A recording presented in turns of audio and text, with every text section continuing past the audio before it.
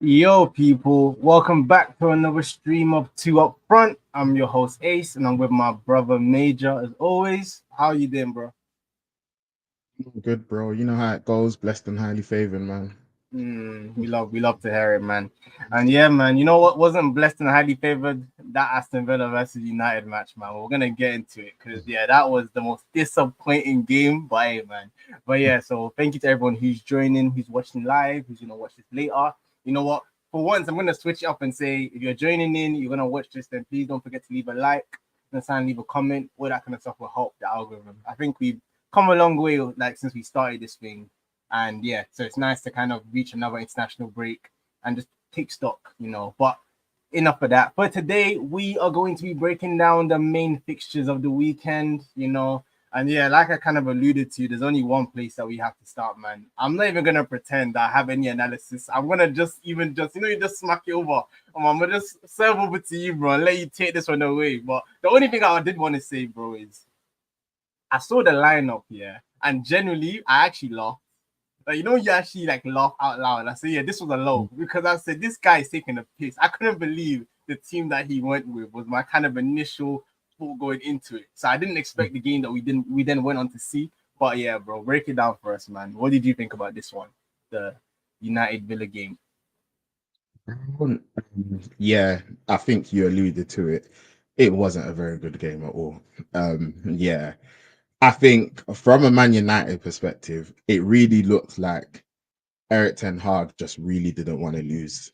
Like, I think that was his mentality. It was just like, you know what? Like, I am trying to just get the point and get out of here. And he's hoping that that will be enough to, just keep him in the job. Like, I think Mm, that's what it looked like. And yeah, man, it was a really bad game overall. I think on like the Villa side, I think again they had like that fabulous win against Bayern. Like they are like really on a high, and you can forgive them a little bit for like things dropping a little bit. But I think United, like I think yeah, man, like yeah, it's just what this is, man. Like we saw what happened against Porto, and again we spoke about like how important we thought that point was. And I mm, think, yeah, like I think Eric Ten Hag, he knew that if he got done over at Villa Park, I think like he knows that yeah, that will be it. So I think he literally just set up just trying not to lose. Like he was just like, yeah, I'll take the point, and he's just hoping that that would be enough to get him over, like through and get him through the international break and let him see the mm. other side of it when we face Brentford, I believe. But yeah, man, horrible, horrible game. Like it But bro, wasn't like, good at all. do you feel like? Because even that's Mhm, shocking to me that mhm. him trying to save his job and get over the line is him dropping basically all his new signings and Yeah, reverting back to the bro. Maguires and the You you know what and it the is again. Evans. Like, It was a proper. I think it was a proper. Again, when you even saw the changes, the centre back changes, like everything, it looked like a proper. You know what? Like guys, please, I need I need something different. I need to switch it up, guys. Please don't allow me to get sacked. Like, please, Johnny Evans, you know what it means to play for this club. Like, do you get me? Harry Maguire, yeah, like Harry Maguire, even though like the performances haven't always been the best, I know you're gonna try.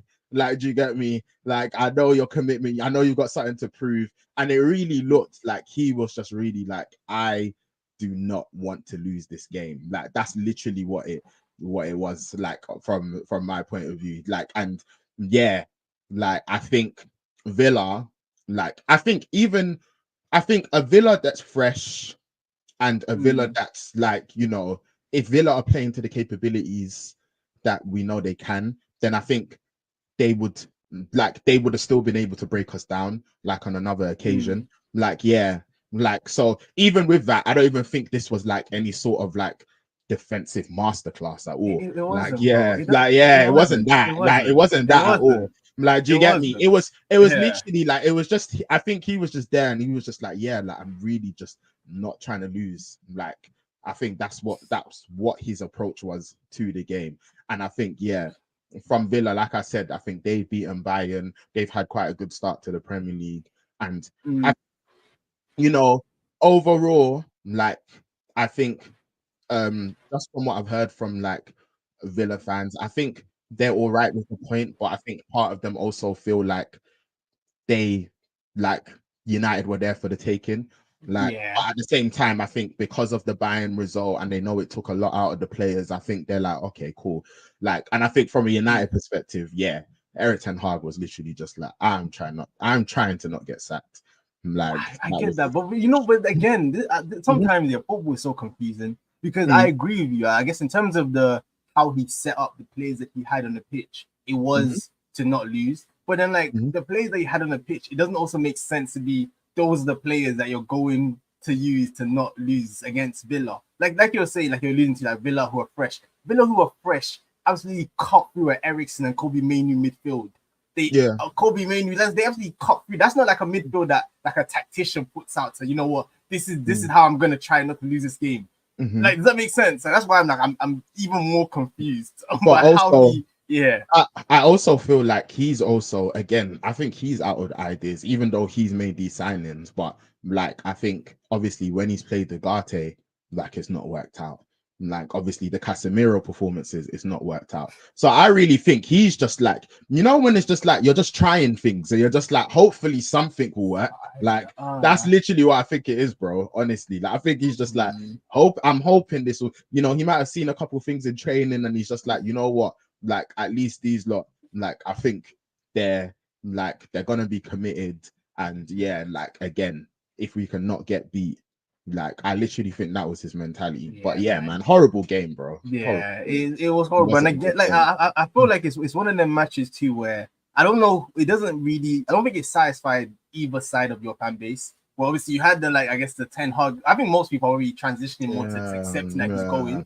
But at the same time, it's like even if you want to be optimistic, that team is not a team. And you know how Ten Hag is too. Like he's probably gonna play a lot of those players again in your next game because they did well, they didn't lose. And again, these are the things that we talk about. We say him as a manager, him and his decision making is just very poor, man. It's just very poor because we I think that's the thing that's crazy. It's not like now the next game against Brentford, anything that you gain from this point now gets carried over because this team ultimately isn't good enough to actually do anything. The team that he actually played. So bro, you know what it is? Like in the last stream when you were asking me, like when would you make the change? Like, I said, bro, now, bro. And I think the problem is that like this point, it doesn't change anything. Like it doesn't change anything. Yeah, like it doesn't exactly that, bro. Yeah, it just kicks the can down the road. And you know what it is? Like in isolation, like in a different circumstance, a point away to Villa isn't the worst point in the world. Like, do you get me? Like, yeah, Villa Park's a very hard place to go. Like, but we know what the context is of this situation, bro. This point doesn't change anything. Like, so I think it's one of them ones where if this is gonna be enough for Ineos to say, you know what, we're not gonna do it yet. Like, we just still want to wait and see how it's going. Like, again, like with me, I didn't understand the thinking behind because he won the FA Cup. That being enough, like that game, and that's a whole trophy you've won. Yeah, like let alone like a point, like because you got a draw. Like what?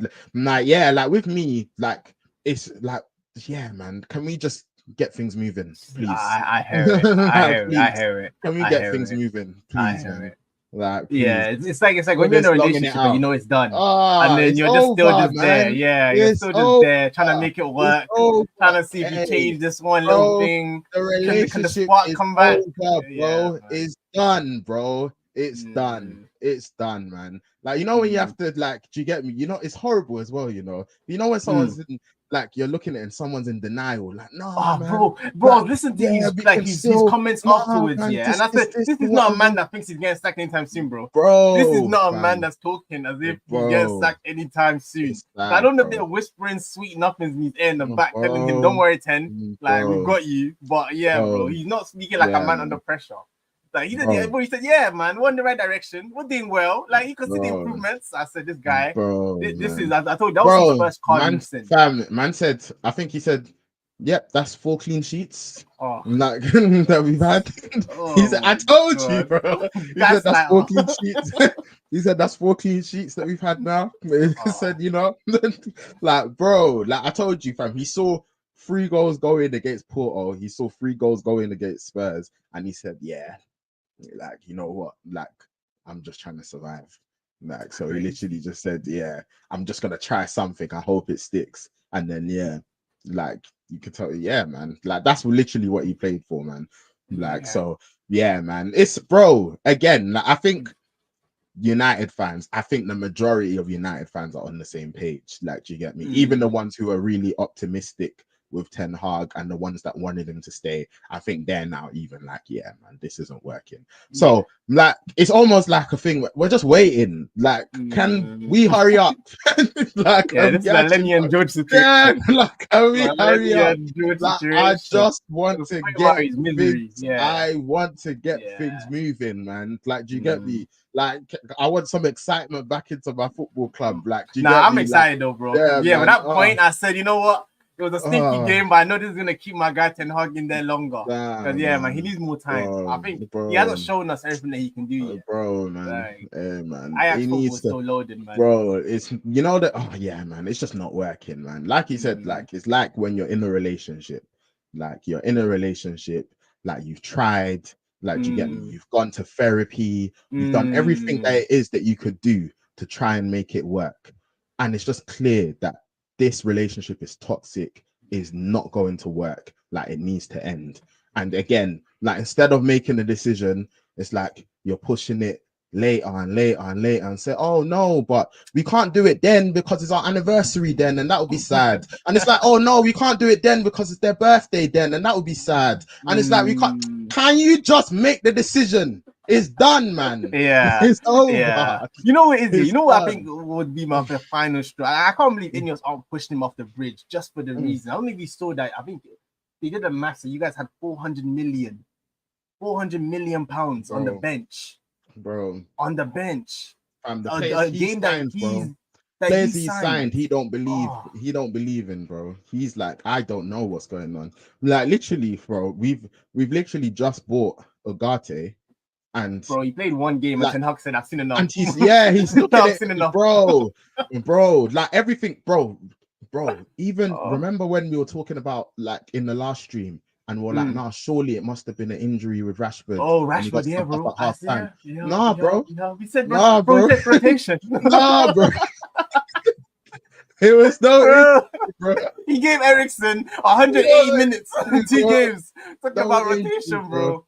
No Talking about injury, bro. rotation. Ericsson, a pacemaker, Ah, gave him 180 bro, minutes in two games, back-to-back matches. Talking bro. about Ah, man, the team looks like this because of rotation. I said, you're taking the bro. piss. You're Hey, trying to man. actually, you're saying, you think I'm stupid. You think I'm actually stupid. Yeah. You know what it is as well. I just want again, can Ineos please, man, hurry up, please. Like, I want to, like, can we make the change so then when we're streaming and we're talking about Man United, like, we can start analyzing things properly again instead of saying the same things over and over and Yeah. over again, man. Like, please, Ineos, hurry up, man. Like, please, Yeah. like, Yeah. please. Yeah. Yeah, No, man. I hear it, man. I think the only go on, sir. Nah, bro, please. Like, it's just Oh think, no, but the even only other oh no, go on, bro. no. I think the only I guess even on that Rashford point, even in this game, to be fair, this one was a bit different because he was. Did you think Rashford was lucky to stay on? By the way, I saw some discourse Yeah, he about that. was. He You think was. he was lucky to stay Yeah, on he with that was. second trip? Yeah. Easily could have been a second yellow. Easily. All right, Hmm. cool, fair enough. Because yeah, this was another game where I felt like again he seemed to be playing better. He seemed to be playing better going forward. Garnacho, I felt like was the player that wasn't playing well, and he took up Rashford and kept Garnacho on. And again, it's like your substitution, your choices. I feel like these are just it's just again, like you said, man. We're saying the same thing over and over again. He's just not the guy. He's just not the guy. Like Bro, he's just it's not the guy. I messy, think man. everyone can see that he's just not Messy. the guy. Yeah, So bro. I yeah. mean, obviously, just because just to make sure, like, we do actually talk about some things that happen in the match. I think Yeah. what Bruno had the free kick that hit the bar. There was Yeah, I that, think it was a save. It was tipped onto the bar by Martinez, and that was a very good save. and I think then he, yeah. and then Villa had the chance right at the end, Yeah, like with Dallo when he got the good blocking. Mm, But yeah, bro, like overall it was like it wasn't even like Morgan Rogers, who's bro, like mm, I've rated him for a while and he's had a great start to the season. It wasn't his mm. best game. Like it was Nah, just overall, it was just not really like a good bro. game. I Like, think for what we yeah, man. expected it to be, it was just such a Yeah, disappointment. Like yeah. I thought there would at least be goals in this one. I didn't think United would be getting the ones getting the goals, but I thought there was gonna be Mm, goals. So yeah, the fact yeah. that it didn't turn out like that, I was just there watching it, thinking, yeah, man, I'm here but not really here. This match is so dead. It It weren't good, was such bro. a dead game. It It was weren't good, such a bro. dead game. Like, It weren't good, bro. It yeah, weren't yeah. good at I all, don't. bro. I guess from like a Villa point of view too, it's interesting that you touch Hmm. on what their fans were kind of feeling. Because yeah, I was thinking that because yeah, they really. I was very surprised by their performance as well. Because Mm, we both felt like after the Bayern result, they will be more pumped up and more ready to go for this. But yeah. Hmm. clearly, it took more out of them than we thought it would. And they were Yeah. clearly I obviously think. missing Onana and I think was it Ramsey as well, Yeah, I think who they've got. injured. Yeah, they've got Yeah, McGinn who were as injured. well. McGinn, McGinn's yeah. got So them. Like, again, yeah, this they've is got a where I think few. this is where those European fixtures can actually hurt you Yeah. as well. That as Hmm. nice and like and great is to be in Europe, you start Mm, picking up these extra injuries that you wouldn't normally otherwise if you just didn't play that yeah. match. So we're gonna Yeah. see how it kind of affects them in the long term over the You season. know what? So I think because I think with like United have a habit of just like even when we're not doing well, like mm, we tend to do well against Villa. yeah, Like so I I think think that's I think you also beat. why. Was it that you only lost like once in like 25 games or something? I Yeah, think I yeah. saw Like it I against think Villa. Yeah. I think that's why like their fans were like, cool, like we'll take it and then move on. Mm, Like they were there for the taking. Like we would have wanted to win, but again, like it's not the worst point in the world. Like after the mm, Bayern result, like yeah, because even last season, like, I remember we went to Villa Park. McTominay got the winner at Old Trafford. We mm, beat them 3-2 as well. Like so, I mm. think United tend to have like quite a good record against Villa. So yeah, like I think overall, like for Villa, again, like in the table, I think they're fifth, they're joint points with Chelsea, I believe, on 14 points, I believe. So Mm, yeah, overall, like season wise in the Prem is steady. Obviously, yeah. Champions League, they've won their first two games, like things are looking good. So yeah, for them. For us, again, yeah, man, bro. For Yeah, it's us, definitely. I think it's definitely a worse bro, point for you guys, just because it keeps bro, this guy in the job bro, longer. bro. Like, And do you understand what I was saying? Yeah, where it's like, bro, you know when like even if United were to have done something, like let's say we played good football and we got the win over mm, Villa, bro. We don't believe, bro. Like, do you get yeah, me? We don't believe you could consistently do this. I remember when we were talking about like that Liverpool game, and I was saying, bro, mm, like even if United didn't, bro, I need to. I don't believe this guy, man. Like, yeah, I just yeah, don't believe yeah. him. He's not gonna fool me. Like, do you get Mm-mm, me? Like, oh god, mm-mm. like I just don't believe. So even if like you know, that's why I think that's when you really know it's like truly done. Because honestly, like if Ten Hag, like they played wonderful football and we got the win against Villa, I'm thinking, yeah, that's one game, man. Like, but the Mm, sample size is too big now. It's just like, come on, man. Yeah, mm. we need to keep things moving. So, yeah, man. No, I I think, hear yeah. it. I hear it. I guess before Mhm, we, I guess, wrap up this section of, I guess, mhm, this episode is, mhm, I guess, because I remember you asked me before the previous, I guess, after the Porto game, how big that point was going to be. So mm, to kind of give you back, to throw the question back at you is how big do you think this Villa point is going to be in terms of, bro. because you know what now happens? Is it like it's a rolling? Because I think anyway, I think there also needs to be clarity from Ineos as well. Is it going to be like he drops points next game and then it's now he's gonna get like what? What do you think is gonna happen from here if they don't sack him during this Bro. international break? It's Yeah, kind of like like my question. I don't think it's I don't think they're gonna do it, you know. Like Mm, yeah, I don't think they're gonna do it now, like during this international break. Like I don't think like yeah, me personally, I don't think they'll do it. Like I think they're gonna wait, like they're gonna wait on a decision. And then mm, yeah, I think if after the international break, like the poor results continue, then I think they'll make the decision.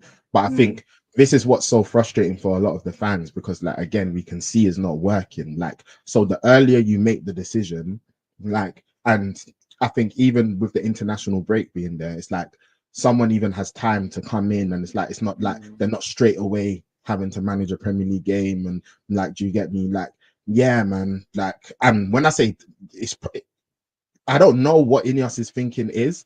It might be a thing where it's like, it's Rude, like first, so Rude takes over temporarily whilst they look for someone more permanent, or like, yeah, maybe they're gonna try and get, like, I've heard loads of different names, Tuchel, etc. Like, so yeah, I don't really know what their thinking is, but yeah, I think it's annoying, but I actually think that, yeah, that point has, I think it's done what he wanted it to do, like, which is annoying. Like, I think he actually got what he wanted.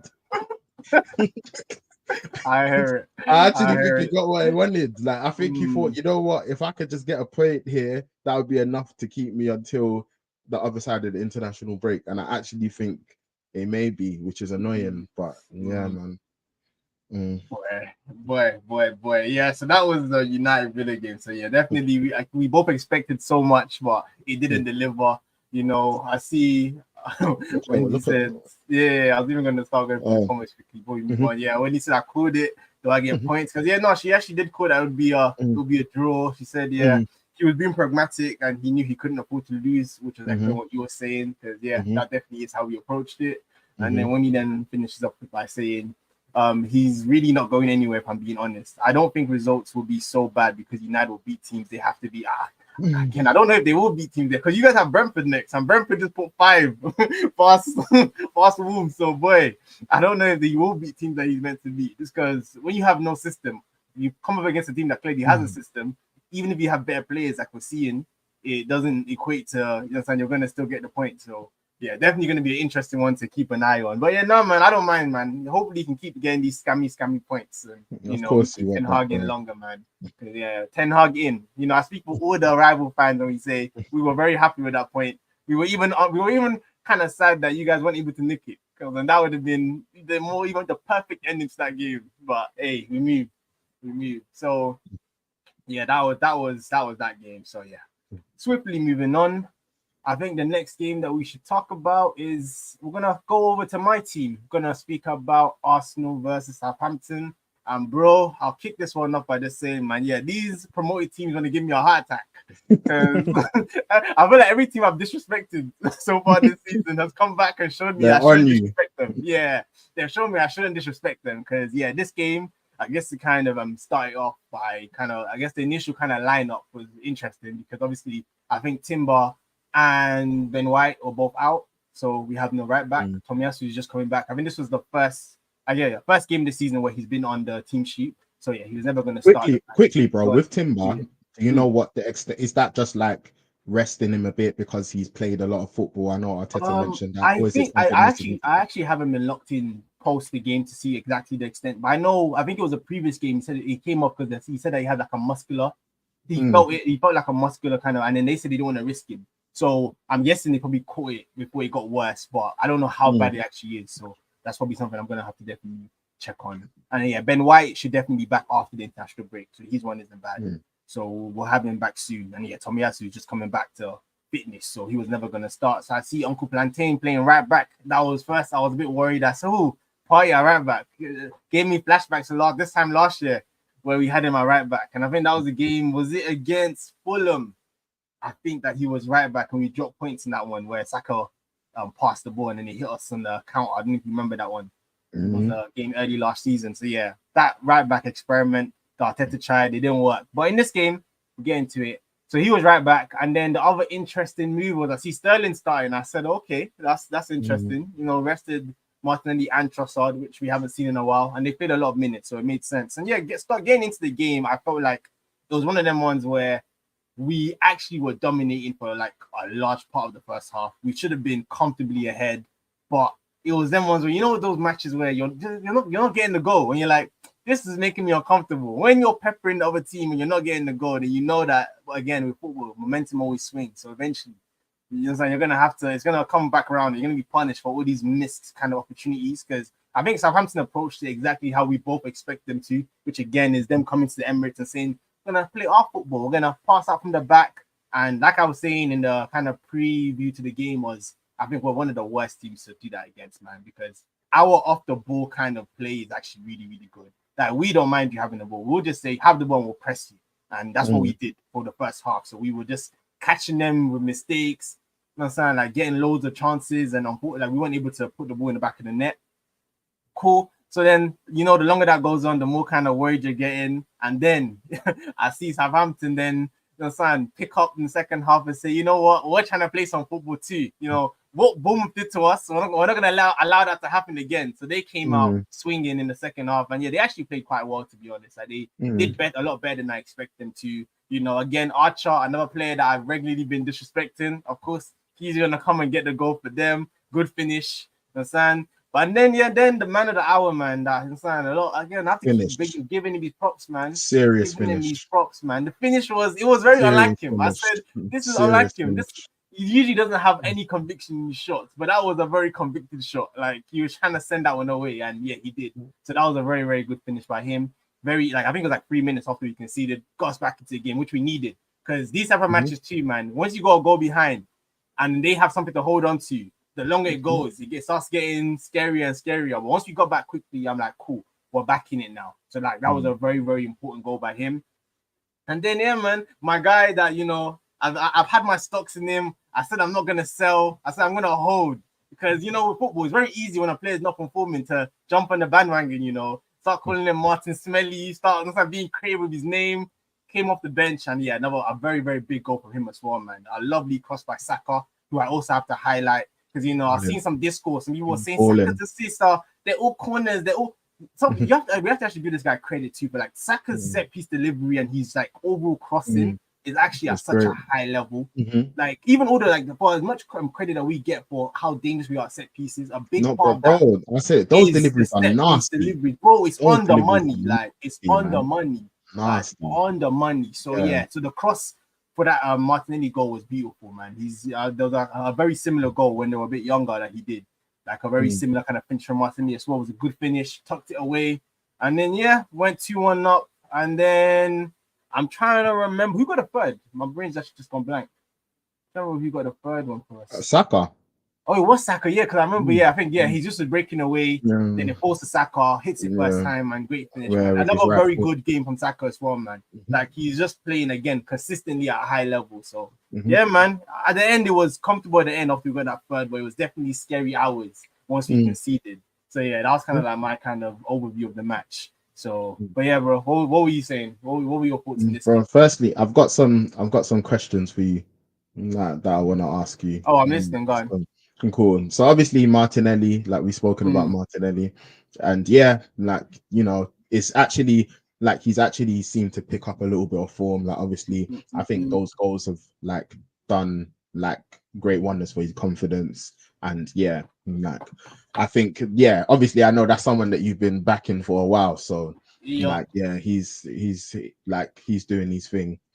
Obviously, still got a lot to prove. I think as regards to like reaching like the heights that he was at previously, but yeah, like things are looking better for him, bro. I'm just gonna say Gabriel Jesus.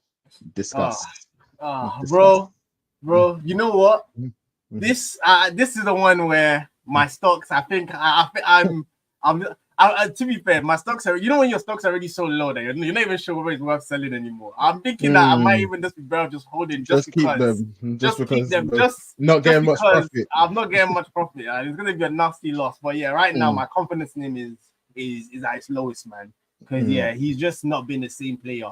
Again, unfortunately, too, man, with players too, with injuries. When I think he had he had a lot of knee issues, and the kind of player that he is, I feel like that's taken so much from his game. Like his speed, he doesn't look as fast anymore. His sharpness, he doesn't look as sharp anymore. So, yeah, again, as an Arsenal fan, all I have left is hope.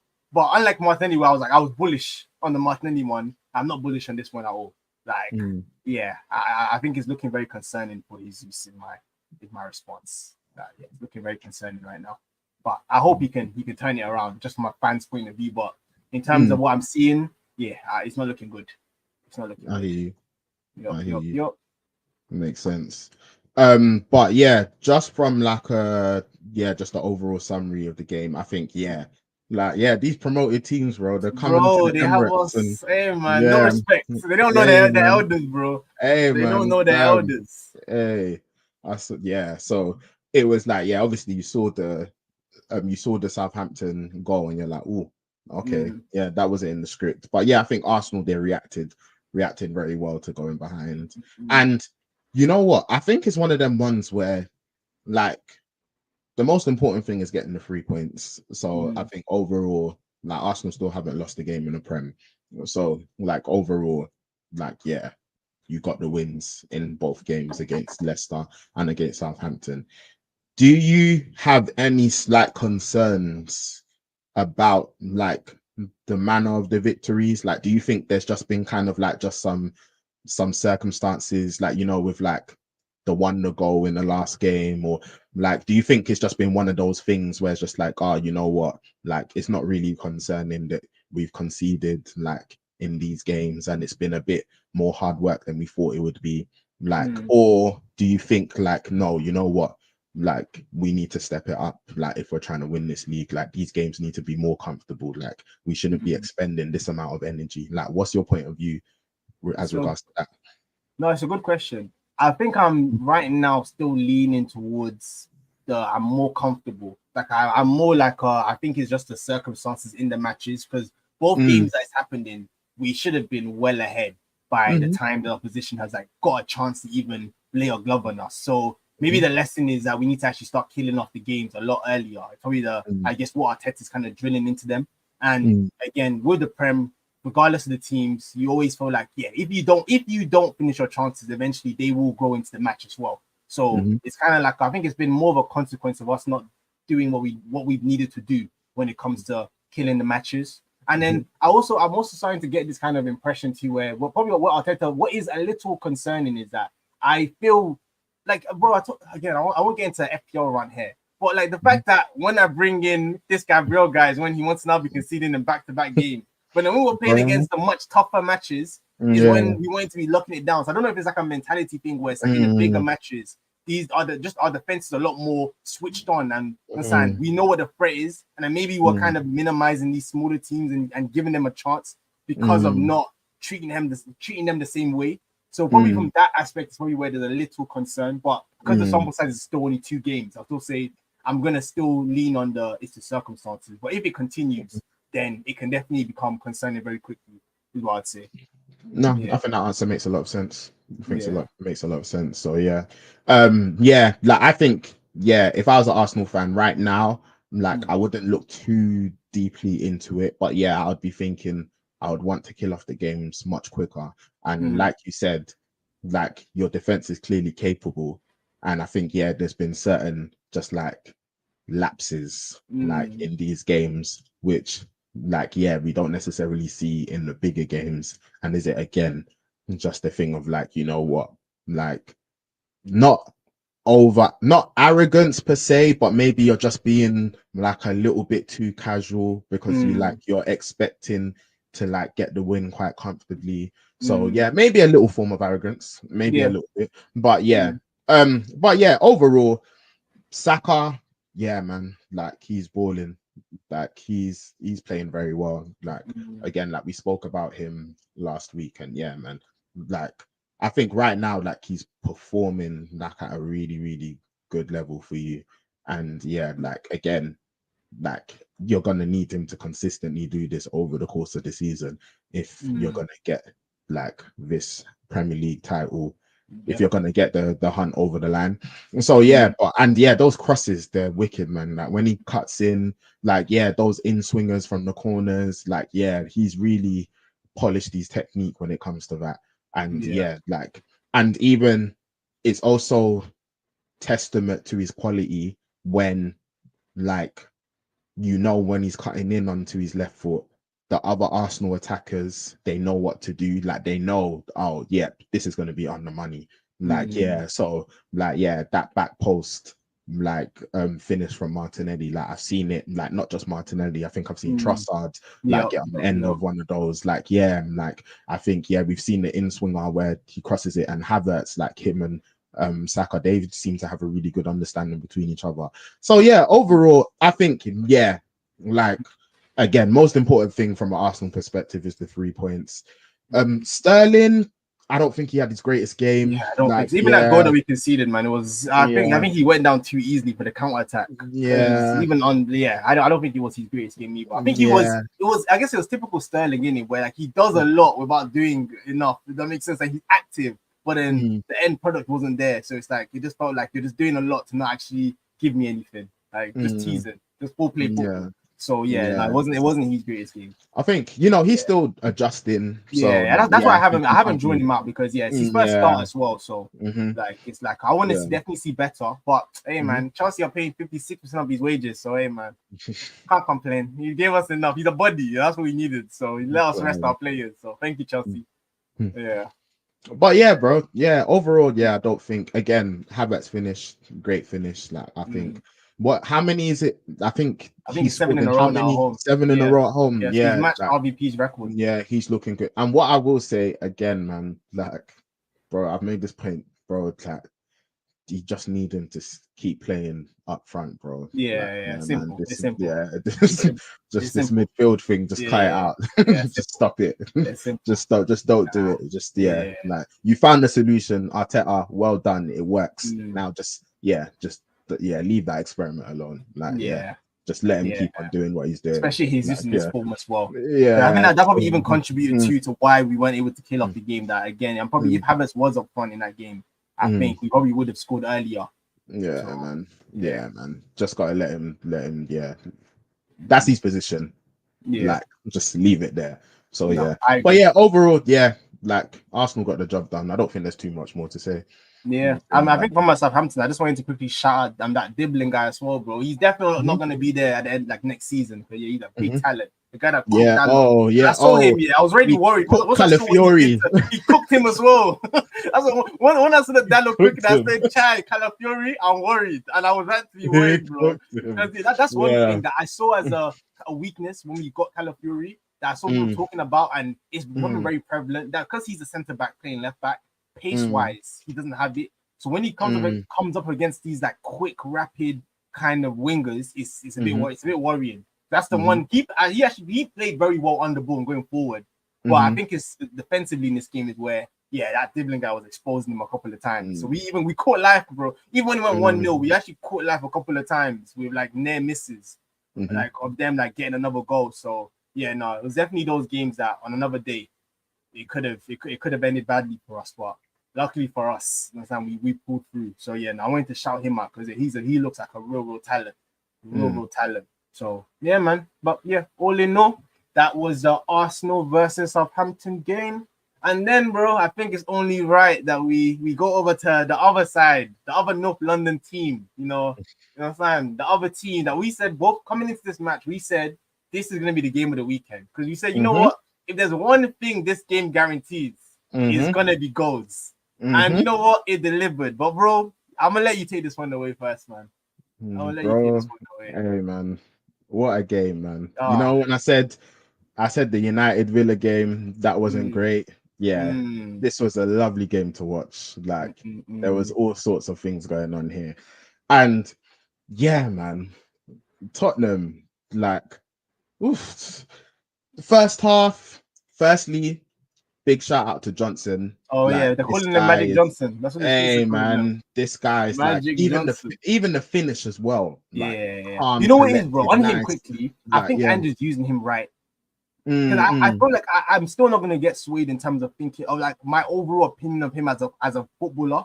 Because I still think where like Andrew's kind of I'm setting him up to kind of fail a bit is I think he's not a winger. Like he needs to be in that inside forward position, getting chances to finish. I think he gets exposed now when it's like you're telling him to beat his guy, he beat his man out wide. And I think that's where the problem is. But in terms of him on the transition and him running through on goal, he has a tidy finish on him, man. Because I remember when Spurs bought him, I remember even Wendy, I remember us having a discussion about what's it called? Because she was very concerned, like a lot of Tottenham fans weren't very moved with the signing. But I think my thing was like from what I saw at Forest, I think he's not a bad player. I think the issue with him comes where you're now, in terms of how high you want Tottenham to go, he's not going to be a wing or a player in that position that's going to be in your team if you're ever going to be competing for a Prem. I don't think he's that caliber player. But in terms of where they are now, I think he's a decent player. So he deserves his shout for that goal. I felt like that was a Yeah. very, very tidy finish by him, man. I think He's from in like red hot form right now. oh What yeah, is it? Six serious and form. six now. I think so. Yeah, I Yeah, think it's six and I think six. so. So Yeah. yeah, And I think, yeah, from what like mm, I've heard from a lot of Tottenham fans, yeah, like I think a lot of them they just believe like he's just not good enough. yeah, But yeah, like I think they'll be delighted with the form that he's been displaying because yeah, I know he was coming under a lot of pressure and a lot of mm, scrutiny. So yeah, like he's been doing really, really well. But I yeah, man, like obviously, yeah, Johnson puts them 1-0 up. mm, Madison gets the second goal. Like things are yeah. looking good. On that man, but Bruggen, like he's such a weird goalkeeper because he's one of them It's keepers that bad. even on like Football Manager, bro, like he's such a talent. But like, so I feel like he might be it might be a consequence of the modern keeper now, where it's like they're trained to be so like good on your feet, like something like good Mm, passing. That's the main kind of like ethos when they're training these keepers. That it looks like mm, he's shot stopping sometimes. I'm just like, what are you doing? Like, what are you mm, doing? So yeah, mm, that was just an interesting one I want to touch on because yeah, mm. the save for the Madison goal Yeah, was should have done yeah, better, it was 100%. terrible. It was Should terrible. have But done he's should definitely have a big done better. talent though. But yeah, it was terrible. Yeah, So yeah, yeah. man. But yeah, man. Then, bro, that second half comes around, Oh, and bro, in the gym, yeah, one of my Spurs guy, he told me a stat today that said, "Hey, man, this is very Spurs."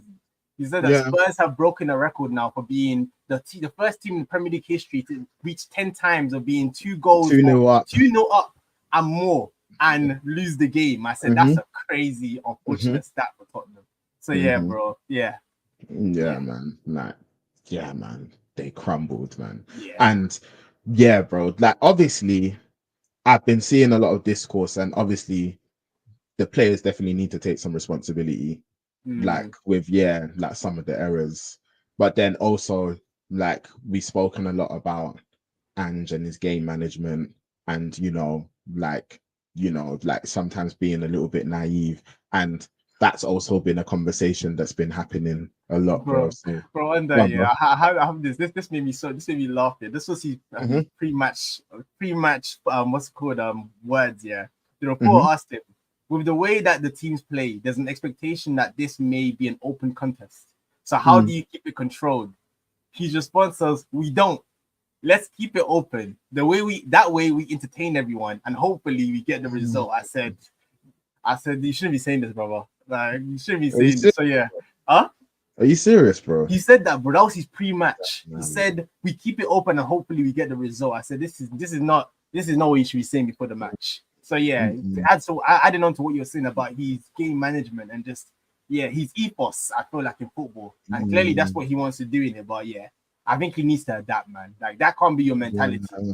That And you know what it is? You know what it is as well, bro? It's one of them ones where it's like, also, it can't be your mentality at Tottenham. mm, Like, you don't have even players, even if you did have the players, it's difficult to execute what you're trying to execute consistently and win things. But mm, you don't have the players to be able to do this. Like, mm, what you want to do, like, yeah, like, you can't just be this naive. Like, you can't just say, oh, you know what? Like, we're just gonna like play how we're gonna play regardless of whatever, mm. and like expect things to like. What do you mean entertaining? For what? What are you Bro, when I was serious, and these can't be real comments, what are man. you He actually talking said it. about? He actually Entertaining? said it, bro. He What? said that way we entertain everyone. Nah, Like, man. and hopefully, Nah, that's the one that man. got me to, and hopefully get the result. I said, yeah, Nah, man, brother, man. brother, Like, yeah, man. brother. You I said, can't. yeah. I said, I'm You, very particular when Ten Hag says crazy things. I'm gonna keep the energy the same, man. bro. Like, these managers Yeah, man. sometimes, yeah, your words are very powerful. So just you have to be very mindful of what you're saying. Because yeah, if I Bro. was a fan, I wouldn't be liking my manager to be saying your first priority is about entertaining. Like, Yeah, please, let's man. get the win. Like, Yeah, man. so yeah.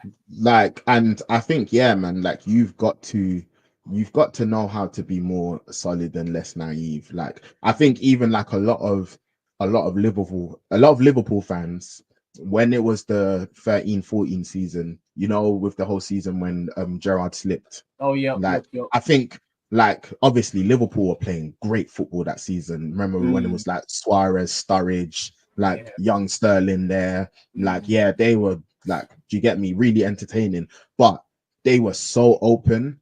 And like, I remember, they bro. They had to be conceded winning every so game like many times. 4-3, Yeah, they 4-2. conceded so, and that type of like, and don't get me wrong, they were so close. Like, do you get me? But again, they were so close. And look at the caliber of player we're talking about. We're talking about Suarez. Like, do you get me? Like, Gerrard wasn't necessarily in his prime then, but he was still doing a really good job. Like, you can't, like, history has proven, like, even if you go back to like Kevin Keegan's Newcastle teams, when it's like, you can't play this, we're gonna win 4-3, like, and expect it to be sustainable. Like, it's not gonna work. Like, again, no one's asking you to completely change your principles. Like, and that's the weird thing, because I think overall you've got a good thing going here.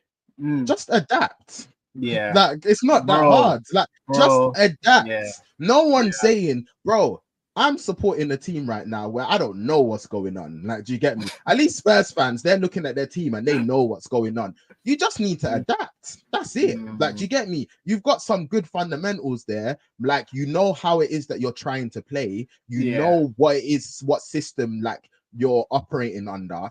You just need to adapt. Yeah, bro. What There's do you such mean an there's such a entertaining? like anomaly, because like again, like you look at their team and you look at their back four, like you're like individually they have like good players, and then Bro, you look at how they defend or how much they can see. They're like, it doesn't make sense. Clearly, this is a structural system issue. You know what I think a big problem that they have as well, and again, I think we spoke about it. I think a bit when we were speaking about like even Ten Hag's football, if he even gets it right, which clearly he hasn't got it right. But I feel like when your football is on this like it's high pressing, high intensity. What also you need to accept as well is that you can't do that for the whole game. So I think what I've seen with Spurs too is that they start off really high energy and really on you. Because even I think that was probably the big difference in the first and second half was that they were suffocating Brighton in the first half where they couldn't get out. They're trying to break and they were just catching them every time.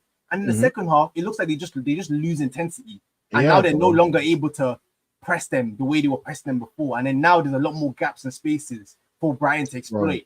Like, bro, they just need to, they again, like Ange, again, he's come into like Tottenham and he's done like some really good things as regards to how they're playing football. Because I know a lot of Spurs fans how they were feeling previously with, you know, like Conte, like they were fed up with the football, they weren't enjoying watching their team. Ange came and he's completely changed everything as regards to how they're playing. Like, it's exciting, great. You've got a good thing going on.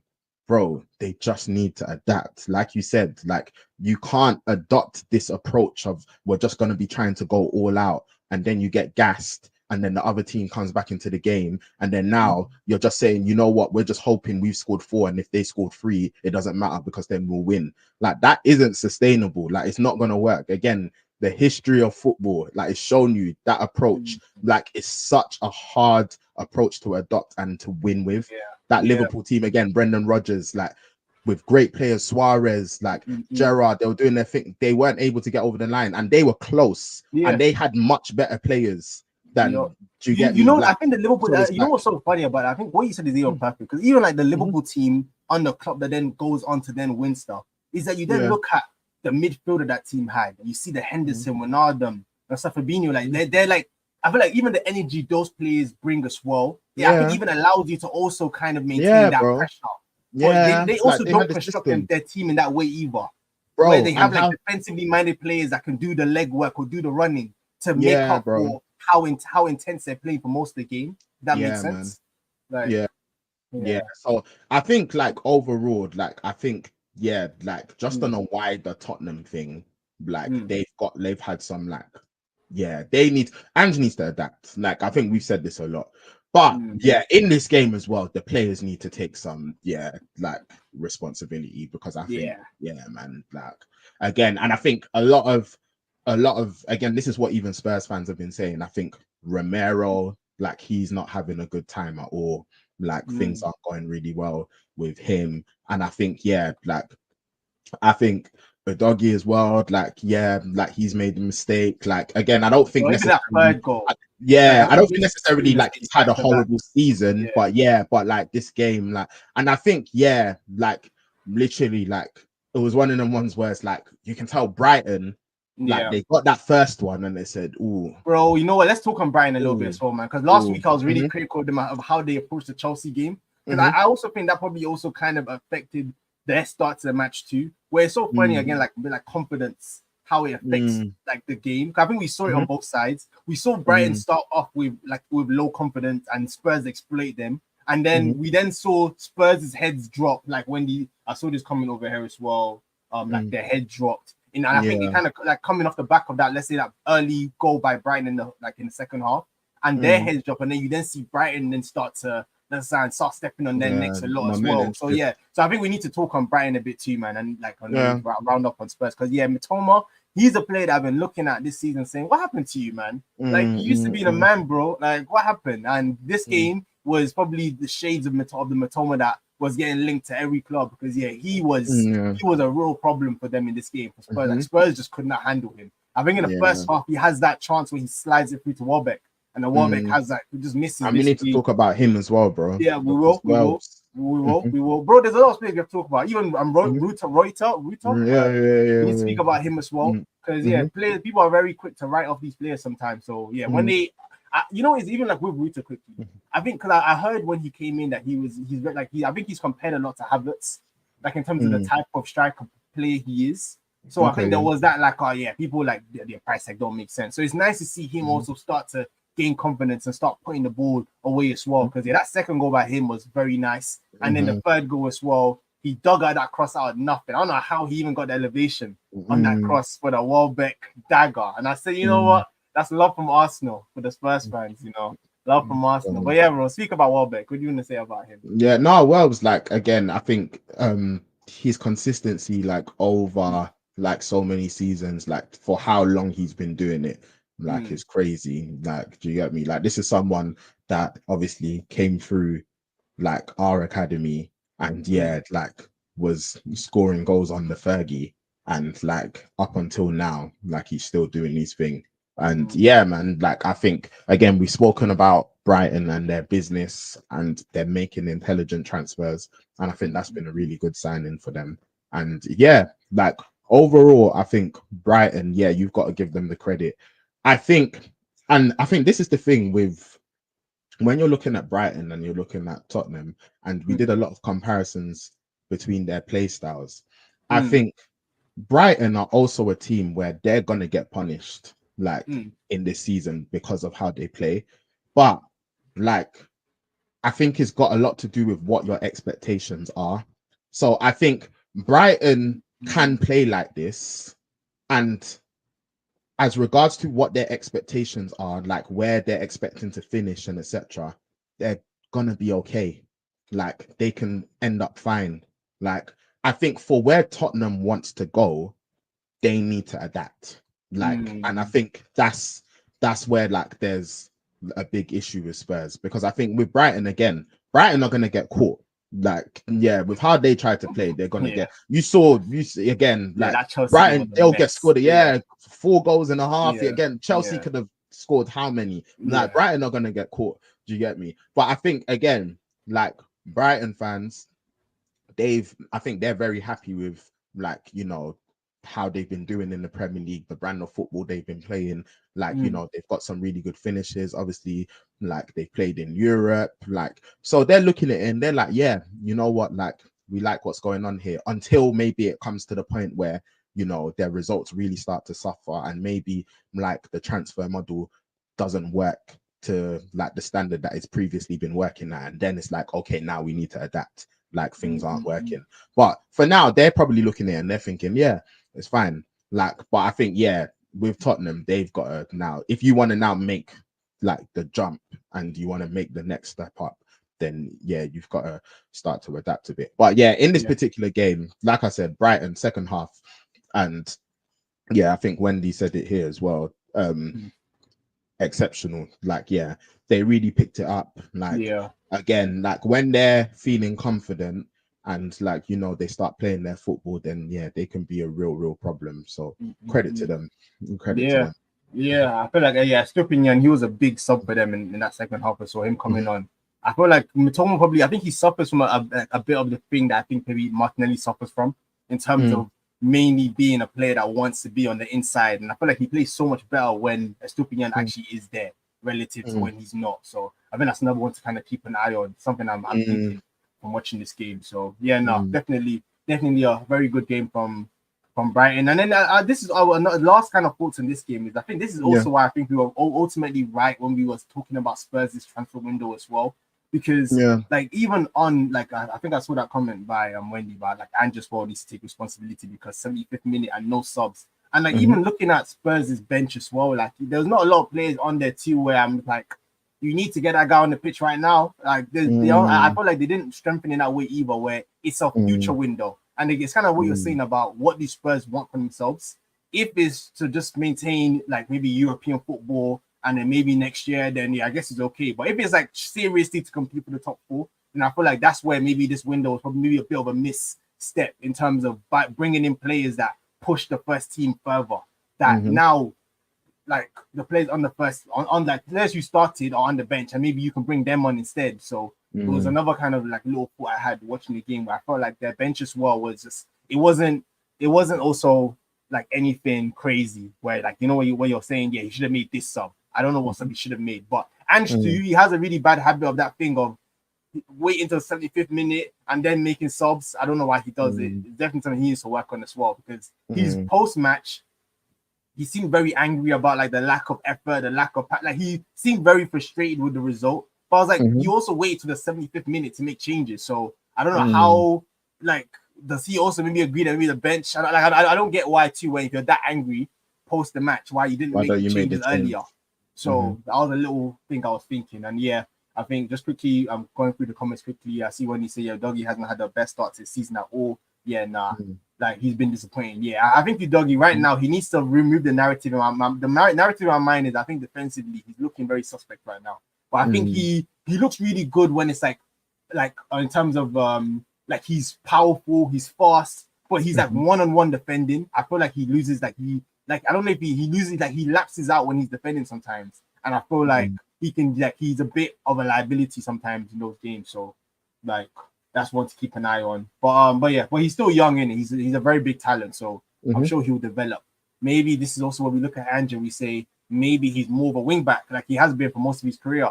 Maybe that's something Mm. that Ange should also look at in terms of him and Poro. Because even Poro too, Matoma was absolutely cooking him in this game as well. It was Mm. insane. So both of them defensively, I feel like it isn't their strongest part of their game at all. So, Mm. but yeah, then I see this. Yeah, Wendy says I think it's maybe a cup.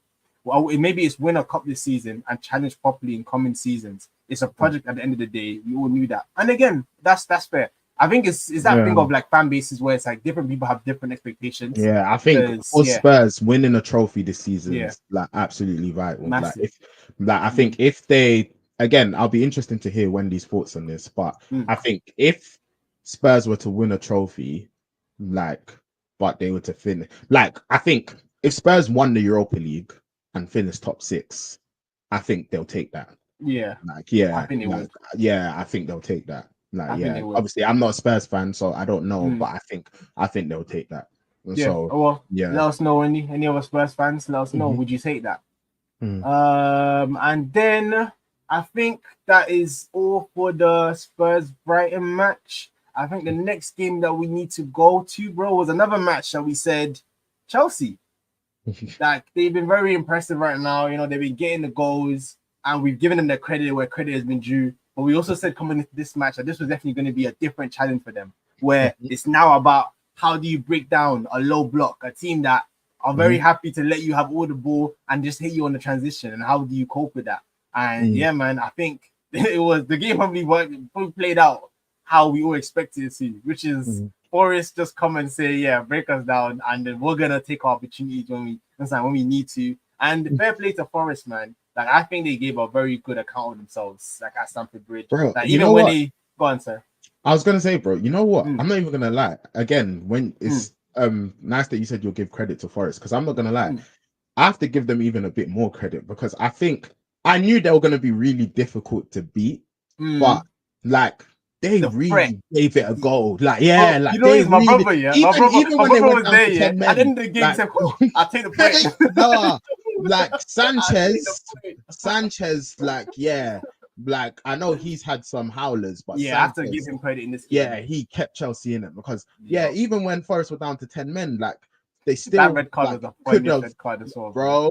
Let's talk about it. Look, bro, That red card was bro, let's hilarious. talk about it, bro. That red Bro, card was man said hilarious. no one's going nowhere. Bro, He he said, grabbed and it. then I've the never worst seen thing a about player. it's like, bro, it's like he grabbed it, said no one's going nowhere, but then it's like he tried to. It almost like he was play acting like he was fouled. Like, do you get me? Like, it was like he was just. You don't know as you watch it, you're like, what just happened here? Like, do you get me? Like, why is But I he on the couldn't floor? believe it. Like, Believe it. you're just thinking, what? Yeah, no, that was funny. He said, "I'm taking one for the team, man." Yeah, man, he did, man. Fair play to him, man. He said, Fair "I'm play. taking one for My the brother team." was like, Jackson's not clutch enough for you to have done this. You should have played the numbers. You should have let him take the chance. let him Take the run through and chance. go, bro. You never know what's gonna happen. Especially the form that the keeper was on the twos itself. He also deserves massive credit. Yeah, no. Yeah, fair play to keepers, Chelsea too, because Chelsea keepers, also too were, I think, probably unlucky too not to eventually get the win. Because Boris also were living dangerously. Like the keeper had to pull out some massive saves. Yeah, like, even that Palmer touch and shot. Oh, bro, this guy, man. That Palmer, Bro, you said it already, guy, man. He passed it with flying colours. He's so cold. With flying colours. Yeah, it was filthy. That was nasty, it was bro. Oh was yeah, filthy. nah, he's so cold, man. It was filthy. Damn, so yeah, no, it was definitely it was a good game. Like I don't know if you have any kind of thought for you. Yeah, no, like I think that was like one of the, because again, I think we both thought, yeah, Forest. We saw what happened at Anfield. They're gonna make it really difficult, and then they might have like, you know, when they get their chance, then they've got the players there that they can take it. And shout out to Chris Wood as well, because that was a good finish. Yeah. Like for his goal. But yeah, I didn't expect them to have like as many chances as they did. Like I think, yeah, like that's why I was like, you know what, fair play Forest. Like gotta give them their credit. Yeah, and with Chelsea, like I think overall Chelsea, they would have wanted to win that game, but obviously like they did well, because once Forest goes 1-0 up, now that's like not an easy team to just break down. So they did well. Giving them something to hold on to. Yeah. I think they did well to get back into it.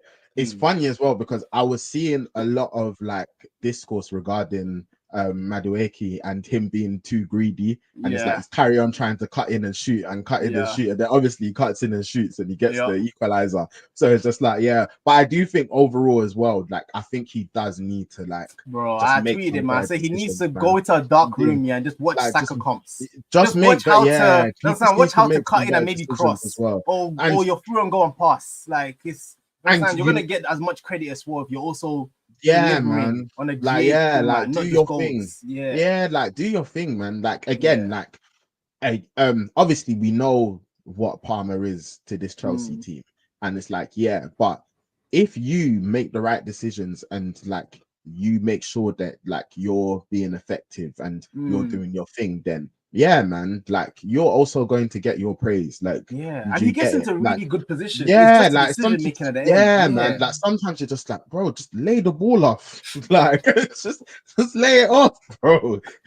Like, bro, you haven't specialized this move enough for you to carry on taking all of these shots. It was a cold finish though. When he eventually got it right. Great finish. Great finish. That's why I said, you know what? Like it was funny because a lot of the discourse was like, oh bro, like he's being kind of greedy, and then obviously he gets the goal. Like, do you get me? And you know what it is? I think it's one of them ones where it's like he's capable of doing that. And I think you forgive it. Like every now and then, I think every player, like, you know, they will shoot. Like I think great attacking players, like they sometimes will shoot when they probably should have passed. Remember Prime Salah? Like you know, they will shoot. Like they will do that. But also, I think it's one of them ones that like they do that. I think there's kind of like two lanes. So it's either one, you're gonna do that. You might do that more often than maybe you would hope, but your output is so nasty that no one can really chat to you that much. Like, do you get me? So it's just like, even though you're a bit greedy, it's like, but look at these stats. Like, so it's like, cool. But also, it's the other option where it's like, some players is like, again, you're gonna have certain times where it's like, you know what, you probably should have passed, but you were feeling it, you took the shot on, cool, like it can be forgiven. But I think you just need to make sure the ratio, like the balance is right.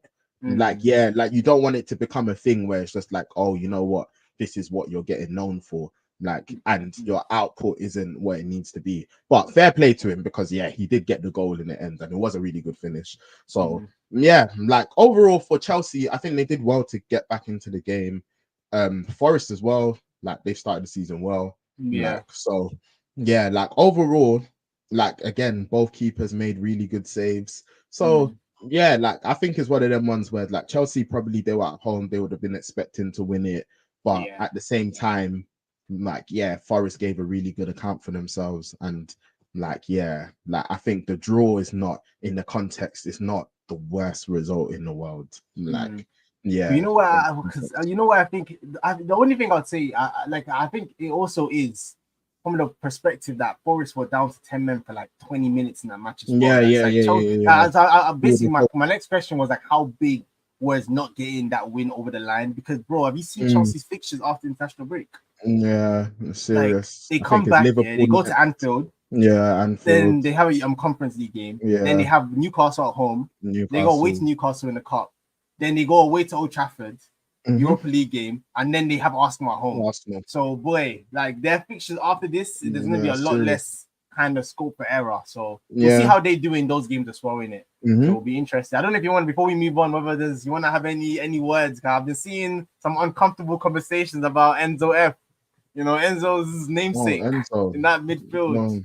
Yeah, man. There's been some uncomfortable conversations about him, just like his performances, and just the fact that it's like he's almost just playing because of the price tag and not because he's actually the best option in that midfield. I think he has been underperforming. Like, I think I think he's been underperforming. I think again, even when like I hear a lot of Chelsea fans speak about, because you know, obviously a lot of the time Enzo and Caicedo, they're spoken about like in tangent, because obviously they paid like really big prices for the both of them. But I think Caicedo's performances, like they've like, it's not always been great, but I think Chelsea fans, they've been like praising. I've seen praise for Caicedo's performances, like yeah, like where they said, you know what, he stepped it up, etc. And I think Enzo, yeah, it's just he's just not. I think he's not performing like nowhere near to the standard that you would have expected him to perform. And I think also as well, like he's one of those players as well where I know there was a lot of discourse regarding like his position, and it's like what type of midfielder is he? Who does he need next to him for him to function to the best of his ability? Does he need to be here? Does he need to play a little bit deeper? But then if he's playing deeper, he's also someone that needs someone next to him so he can function effectively deeper. But then you can't play him higher up. No, he's not a number 10. Like he's this type of like there's just been a lot of discussion regarding that as well. So yeah, I think Enzo, the manager, like like I think that's also something that he's gonna have to try and figure out. But yeah, I've seen a lot of the discourse, and it does seem that like Chelsea fans are starting to lose a little bit of patience with like how he's been performing. Yeah, so that'll be an interesting one to keep an eye on in the coming matches. But swiftly moving on, I think the next game that we should talk about, because this was another, I think I actually gave them a lot of credit coming into this game, Fulham. And I said, you know what, I think they're gonna make it difficult for City, but I didn't think they were gonna make it as difficult for City as they made it, bro. But I don't know. Yeah, you want to kick us off with this one? Let me bro. Kick us off with this one, man. Bro, like obviously, again, like it's really important that like at this stage of the season, like when you're challenging for the title, it's really important to get the win over the line. So credit to City for getting the win.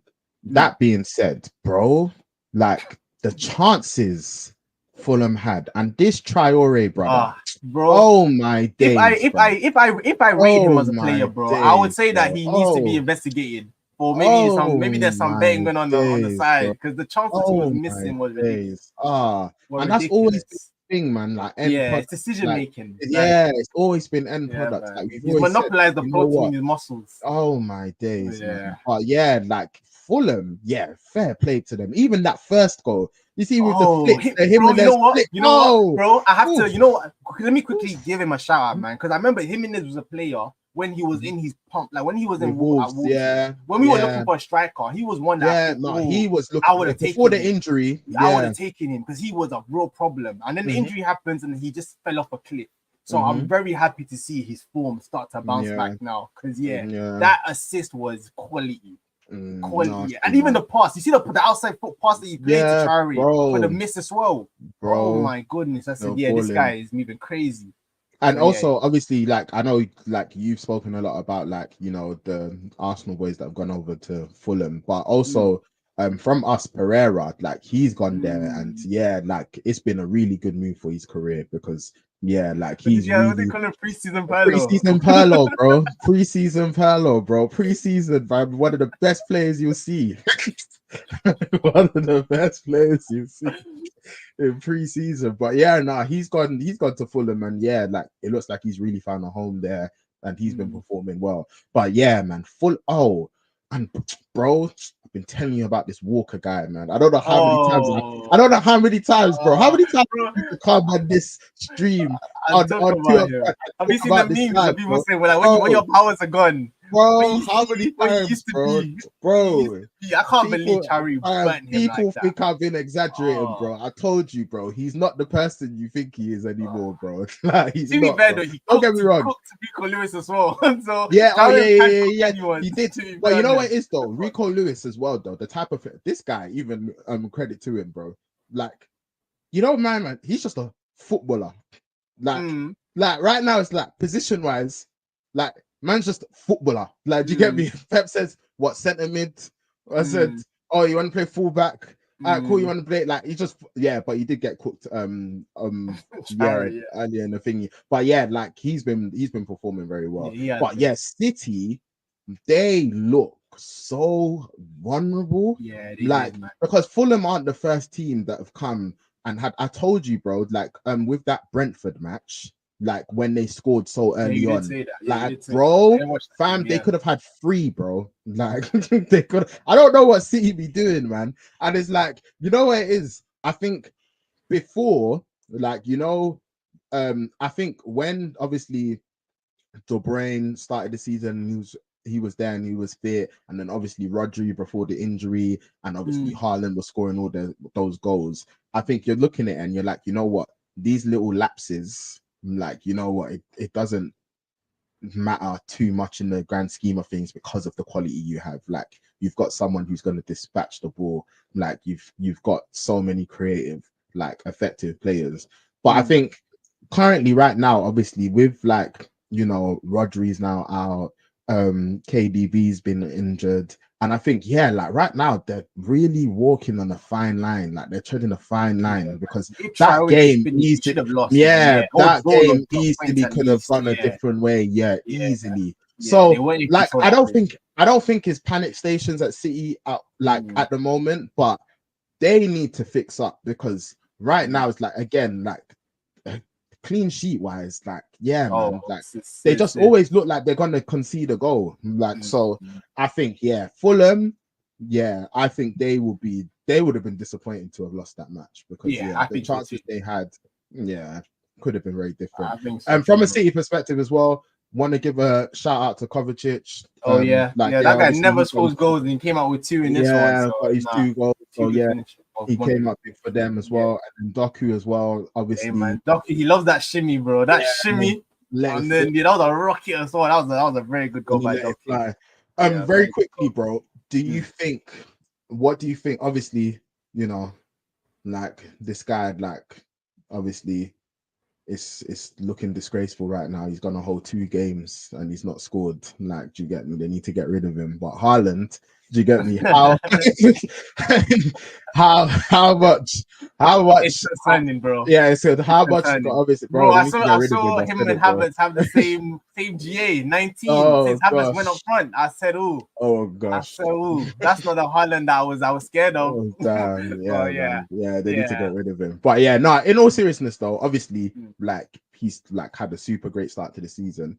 Do you think like the blanks are just like just part of the game, or do you think he's maybe missing KDB like there, like like someone that can help feed the ball to him? And then obviously it probably is a combination, bro. Even Foden too. He's had a slow start too, that he hasn't really arrived yet. I think he definitely is missing the service, but also I don't know because that the knock he took against Newcastle as well. I don't know how much he's Like how managing much that he's as managing well. it, yeah. But even those kind of little factors could be what's dropping him like the few percentages that now he's not as sharp as he normally is. So we don't know Yeah, how fit he actually is. But yeah, yeah, no, yeah, I would say again, a yeah. guy that's scoring Bro, at the rate he is. he'll Yeah, yeah. you have to just take You time. know, bro, And I yeah, told you off season last season, 27 goals, bro. So it's yeah. like, yeah. So overall, like I think obviously the standards that he set for himself are ridiculous. So yeah, like when you're talking about Haaland, you're judging him against himself and So his yeah, it's standards. true. So It's it's true. like, yeah. So like he's gonna score a ton of goals this season. Like he's gonna like I think everyone's quite confident he'll end up with the golden boot. Like, yeah. So yeah, but just Yeah. obviously with the ridiculous standards he's already set for himself, like yeah, it's just one of them ones. Like, oh, do you think it's just he's missed? He's just like it's just bound to happen, or do you think like he's been a little bit affected by some of the Yeah, I think it's a combination. thingies? I think he's a bit Yeah, off, but the service also hasn't been the normal service he's used to he's as used well. to. So I think Yeah, it's a bit of both. So yeah, like when he said Haaland Blanc's affecting my bro. FPL, he needs to wake up, bro. He's Ah, affecting everyone. And you know what makes you um, so sad, bro? This was actually a game week where another one where I felt like I might bro, not go with Haaland, but then I bro, said it was pressure. I said if I don't go with him and he now does crazy, I'm now bro, gonna go even further bro. behind everyone. So Bro, it's I very was annoying, so man. when I say bro, Yeah. I was so like so I mean I changed it. Like Nah, I hear it. I was the I same. I had was the the same. armband on Saka and I changed it. Bro, I I had, said you know how bad it I was, said bro. I had it on bro, Saka and I had it on Havertz. Cause I said, you know oh what, they're gonna bro. score in this game Mm, against Southampton. And then the Haaland one, I yeah, said, I'm not sure, but I said, hey, I fell into yeah, the man. pressure. I said, yeah, man, Yeah, this guy's man. too scary. Yeah, I He's said too he scary. blanked last game. I said he's gonna be Yeah, angry. Like bro. I said, Uh, yeah. So I was just yeah, so yeah, we'll but yeah, see. We'll see. Haaland will be Haaland. He's gonna come back and he's gonna be doing his thing. But yeah, Mm, but it's just interesting to see, like, oh yeah, like maybe creativity wise, like our City, like because I know last time we were talking about the starting lineups and you were talking about mm, like how want to be seeing Savinho starting and yo. like yeah, like Yeah, so I still don't know what Pepe's thinking with all of that, but mm, hey, what do I know, man? But yeah, yeah, I man. still put at the But lineup yeah, too. Another game, another day they lose this match, and we're highlighting that lineup again, saying I mm, don't know if that was the right way to go, but they came through, so fair play to them in it. Like what yeah, good, champions do, pull good. through even when you're not playing well. And I just wanted to give a quick. I have to give him a pop every time, man. This guy Marco Silva, I swear, this guy is destined for higher in the Prem, man. He's a very good manager. I'm Mm-hmm. shocked that more teams haven't been looking at him as an option because yeah, he Yeah. coached the win from a Fulham point of view. Like Mm-hmm. again, with managers making sensible, logical decisions. I think Ten Hag is Mm-hmm. making me now doubt myself. Him saying, you know what, Traore, I'm gonna move it to the other side because that's what we can get at City. Respect it. And so you made the Mm, change and it should have worked. It wasn't your fault that it didn't. So mm, yeah, no. So I just wanted to give him a big shout out. I think that was a really interesting and like a good tactical move that should have mm, worked out if Traore like could finish. So mm. just wanted to quickly touch on that before we move on to the final game of this game week. Cause yeah, man, bro, I was loaded, man. I thought I was gonna finally be able to play. Yeah, the first is in trouble, but I wasn't able to play, man. The goal was offside, unfortunately. But like jokes aside, man, Palace,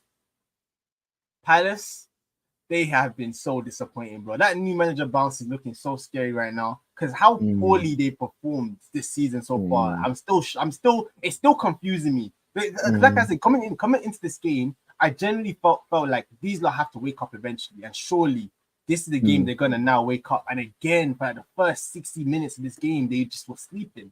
That's why they let mm, Liverpool just dominate them. Liverpool should have mm, comfortably like have won, like been ahead, comfortably got their goals. But similar to the Arsenal match, where if you don't kill off the match, you give an opportunity. And the last mm, kind of like half an hour was probably a lot spookier for Liverpool than it needed to be because it looked like mm, Palace were finally starting to wake up a little bit to try and see if they can pull something out.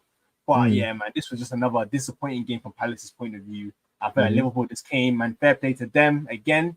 They keep the winning run going. I mean, they're another team that has a tough run of games after the international break. So this was a game that they also needed to make sure that they pulled through, and they did. So fair play to them, man. But yeah, I don't know if you had any kind of thoughts on this game, bro. Yeah, no, I think you got to give Liverpool a lot of credit, man. Like top of Mm, the table. mm, They've only lost one game this season, which was to Forest. But yeah, Slaughter's come in and yeah, he's done a really good job. I think they look more solid. Like I think like they look like they've got like better control. And yeah, man, like it's been a really, really good start. Like I think Palace is one of them games where like last season you're thinking, oh, Selhurst Park, Yeah, not an easy it's place not to the go same, to. And man. obviously, yeah, we've spoken about how Palace have played like this season and it's not been great. But yeah, like Liverpool, they'll be happy to, just get the win. Like, yeah, again, like really, really solid start to the season. They've been doing really well. Like, I think it's only, what is it? 2 goals they've conceded?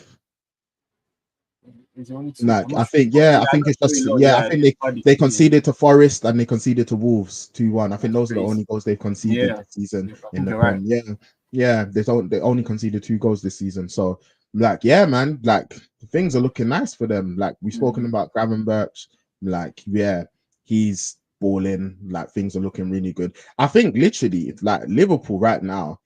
I think again, the only things that I think probably like they might be concerned about is one, they might be thinking, oh, if only we strengthen further in the transfer window, because you know what, like we really might have been onto something. They still might be onto something this season. I'm like, Mm. yeah, but they would have been thinking that. And then I think currently as well, I know there's been a lot of discourse regarding the contracts with Mm. Trent and the links to Real Madrid and yeah, like all of those things. But as regards to this season, currently, really good start. Like, Mm. yeah, they got the job done. Like, yeah, I think, yeah, Palace, they've not been great. Eze, man, like Yeah, he's man. not been clinical. They're Like, memeing him up, man. They yeah, said Eze he's about not been Elise, and clinical. they're making him look crazy. Hey, nah, They're Eze, making him he's look he's a crazy, man. baller, man. I've still They're got, making him like look you said, where crazy, you're man. talking about stocks, like I've still got Uh, stocks in Eze. I don't know, But man. yeah, hey, Yeah, man, he's a good like player. He's a good player. Eze is a good baller. Like, Yeah. but yeah, like so far, yeah, he's. I think early in the season, like I think he's been a bit unlucky, but yeah, Mm. I think also like yeah, like he's just also not been clinical in certain stages as Mm. well. Like I know even against us, like we had a really, really good first half, and yeah, like we actually performed quite well. But yeah, Palace in that game, they still had like some really good chances, and Eze should have scored in that game. So Mm. yeah, I think overall, like yeah, Palace, they're looking a bit. It's looking a bit concerning. Yeah, Like like even in the light, like no, even again, I yeah, didn't watch that United game. I'm sure you guys actually did play well, but in the light as mm, well, man, it's looking like them two are just a very poor team right now. Because even the yeah, Everton result as well, I said I was shocked. I said, "What? So you actually? So this is not even just like a little phase. Like yeah, you guys are even dropping points to Everton. yeah, Like, and then this game too, I was yeah, watching it. And I was so disappointed. I said yeah, creatively, like they looked like they had no ideas. mm, Mitchell, he dropped an absolute stinker. Oh my mm, goodness, bro. Because I was mm, looking for like there was just no service for like the mm, attackers at all. Like they just looked. mm, There was no intensity. Like you were saying, normally when you go to Selhurst Park, you're like worried because of the atmosphere or the pressing, mm, and these guys just let Liverpool just come and just stroll through their stadium. So yeah, nah, mm, man, it was very disappointing from like what I expected Palace to deliver in this game and what they actually served up. So mm. yeah, no, very, very poor game from them. And then Liverpool, I think to add like a 3 and 4 to like your list that you listed. I don't know how bad they are, but I know obviously McAllister's now. I think he's out for a little bit because I think he came off at half time picking up Mm.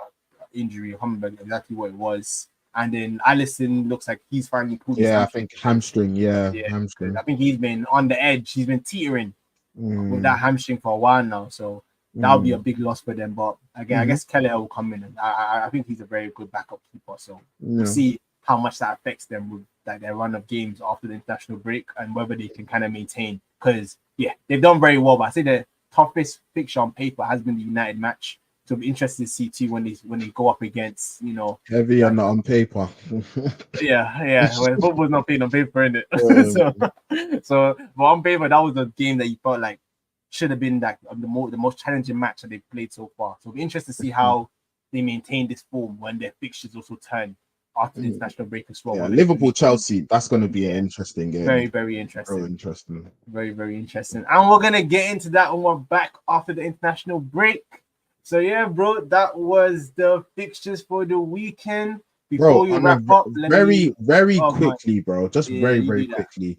Can we Yep. just quickly just talk about Brentford and Embuemo, bro, because Oh you yeah, go on, know, bro. Speak about. bro, I actually didn't watch the match at all. So yeah, yeah, talk about. no, it was a crazy game, like, and yeah, but I just want to give credit to Embuemo, man, because like obviously we spoke about like Brentford and obviously Tony leaving and like Wissa as well, and yeah, like I think he is someone that definitely like a, a lot of the clubs like higher up in the league should be looking at. Like he's someone 100. where it's I like, think it's a problem yeah, now though, because yeah. now it's united. Like before, if you got him earlier, then they were still Oh, it was more pretending. of a secret. The Yeah, secret's it's out. more of a The secret. The secret's secret's out out. now, bro. Remember, The they're gonna secret's say, out. yeah, you better open your The wallet. secret's out. Yeah, You yeah, better yeah, open yeah. your wallet. So yeah, Yeah. no, I agree, but I think it's gonna be very But tough yeah. to get him out of Brentford now. But yeah, and also, bro, sorry, other thing I was gonna say is that, bro, obviously,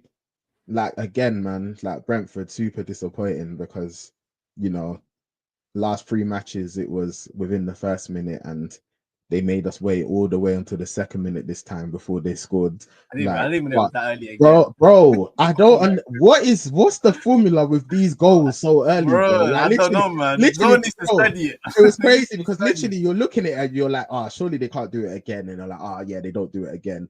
And then it's like second minute and there's a goal. And you're like, Wait, oh, they dropped their the defenses. They thought it yeah, was safe. yeah, they thought they made it. Yeah, they survived the first minute. They thought they made it. They said we're safe, and then Brentford said, "Got him," and then bang. Yeah, crazy man, Nah, fair play to them, crazy. man. But Fair yeah, play to them. yeah. Like, yeah, I wanted to say that, and then also like mm, just very quickly as well, just like a couple. Like I just wanted to talk about a couple of moments for the other matches, okay, but go like on. Gordon with the penalty against Everton, going back to Goodison Park, and then Pickford making the save. And yeah, like I know that was like a big FPL. Yeah, yeah, FPL, yeah. That's what fuming. Absolutely FPL. fuming. Yeah, he's another one that his name's on a chopping block. Mm, When you get to that after international break FPL, because yeah, that was a yeah. That was yeah. what do you think about that? What do you think about that game quickly? I think that was such a poor match as well. That Newcastle Everton Yeah, game yeah, yeah, was such a yeah, poor yeah, match. yeah. It was such You a know what? poor. It seems like also Everton, they have like they're like obviously Brantwaite didn't play this match, but it looks like they're becoming more solid again. They're like, all right, cool. It's You know what? stabilized. Yeah, they're stabilizing. They're like, all right, cool. Yeah, like, No, yeah, I like, hear it. do you get it? So, yeah, but yeah, overall, like Newcastle, I think we said it. Like, they've not had the Yeah, great I start to thought the they season would turn performance around wise, but After that City game because they yeah, played well in that match. But yeah, but points wise, it's not been bad.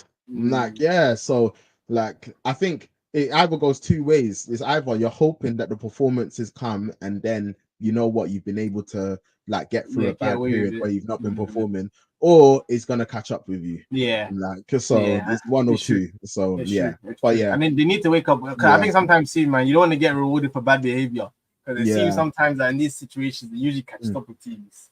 Where yeah, it's like now when they start dropping points, they're like, yeah, we also this coming. So yeah, it'll be interesting to see which way it goes with them. Like as we yeah, kind of bro. go through this season. So no, I agree. That'll And be interesting. and the final thing was just obviously West Ham. They finally, Yeah, they yeah, got that bottled up. win, and Yeah, yeah, and the goals gave started to Ipswich a come as well. slappage. So Yeah. yeah, I think that's big for Lopetegui. Obviously, we've spoken about him a lot. So yeah, just Mm-hmm. wanted to quickly Touching mention on that one. issues. No, Yeah. no.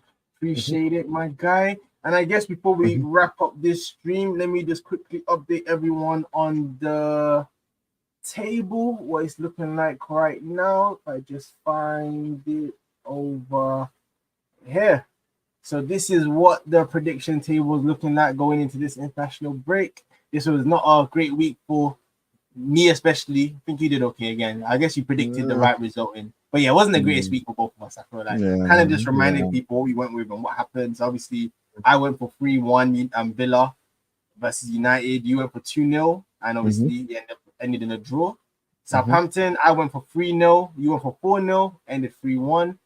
mhm, So we got the right result in that game, at least, both of us. mhm, Brighton Spurs, I went for 3-2 to Spurs, and you went for mm, 3-1 to Spurs. So we both got that one wrong because mhm, Brighton won that game.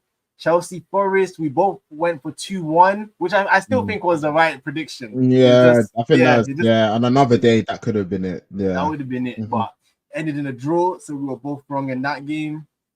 Then Man City, I was so angry in that Fulham game, bro, because it was 3-1, which is why I went for. And Muniz, when I got one stupid goal that meant nothing. If you're gonna get that 3-2, you better go and draw this game now, bro. You better go and draw this match for ruining my prediction. So yeah, it ended 3-2. I was fuming. You went for 2-0. So we both got the City winning, right? That's 2 points each. And then the difference maker, obviously, I tried to think outside the box. I went for a 2-2 draw with Palace and Liverpool. You went for 2-0 and ended 1-0, which I was very happy that Liverpool didn't get that second goal, because it would have been even worse. So you got +3 points, I got +2 points. So right now it's 22-19. So it's very tight, but that is what it's looking like going into the next part of the season. And yeah, we'll be back to break down the matches again. Again, as always, everyone who has joined us so far, thank you for joining. We appreciate it. Like I said in the last stream, if you want to join us, you want to join the conversation, hit us up. We'll be happy to have you. So yeah, I think it was another good stream, and yeah, going well so far. So definitely enjoying the journey, bro. So I'll let you have the final words as always. Hey man, just want to say thank you to whoever's watched this stream, whether it's been for 30 seconds, 1 minute, half an hour, 1 hour, or the whole stream. Really appreciate it. We don't take it for granted. Thank you to whoever's going to watch it later. Thank you to whoever's been commenting. Thank you to whoever's shared, liked, and subscribed. Again, we really appreciate it. And yeah, like Ace said, if you want to get involved, if you want to join in on an episode, please let us know. Like we always enjoy having these conversations. And yeah, like we'll be happy to have the conversations with different people. So yeah, please let us know. And yeah, like follow us on our socials, get involved in FPL. Like everything is there. Like if you look on the screen, you can see the FPL code there, but also in our description, we've got everything there as well. So yeah, man, like again, really appreciate all of the support, and I hope everyone has a great week. Yup. And then yeah, I think after the international break too, man, there's a lot of big games. So I'm looking forward to coming back and discussing all of that as always. So yeah, thank you to everyone for joining, and we'll catch you guys then.